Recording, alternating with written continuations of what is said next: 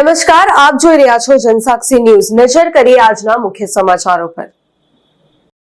અંકલેશ્વરની ગોયા બજારમાં મુખ્ય શાળા નંબર 1માં મધ્યાહન ભોજન બનાવતા સમયે ગેસ સિલિન્ડર લીક થતા આગ ફાટી નીકળી હતી।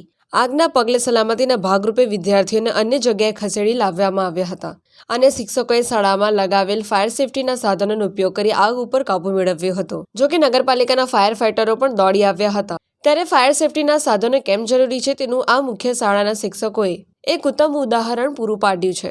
આજ રોજ કન્યા શાળા બ્રાન્ચ નંબર 1 અંકલેશ્વર ખાતે મધ્યાહન ભોજન યોજનાની કામગીરી દરમિયાન ગેસ લીકેજ થતા આગની ઘટના બનવા પામી હતી। શાળાના સ્ટાફ દ્વારા અને મધ્યાહન ભોજનના કર્મચારીઓ દ્વારા ફાયર ઇન્સ્ટિગેટરનો ઉપયોગ કરીને આગ ઉપર તાત્કાલિક કાબુ મેળવી લેવામાં આવ્યો હતો અને કોઈ પણ પ્રકારની કોઈને ઈજા થઈ નથી।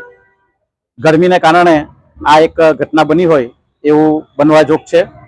વિદ્યાર્થીઓને પણ સલામત રીતે અન્ય જગ્યાએ ખસેડી લેવામાં આવ્યા હતા અને સમય સૂચકતાને કારણે કોઈ જાનહાનિ કે અનિચ્છનીય ઘટના બનવા પામી નથી।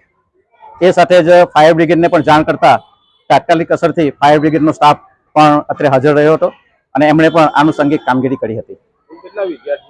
અહીંયા કન્યા શાળા બ્રાન્ચ નંબર 1માં કુલ 190 વિદ્યાર્થીઓ અભ્યાસ કરે છે। હાલમાં પરીક્ષા ચાલુ હોય આ ઘટના બાદ વિદ્યાર્થીઓને મધ્યાહન ભોજન આપીને વાલીશ્રીઓના આવવાથી રજા આપવામાં આવી હતી। પિન્ટુ મોદી, જનસાક્ષી ન્યૂઝ, અંકલેશ્વર।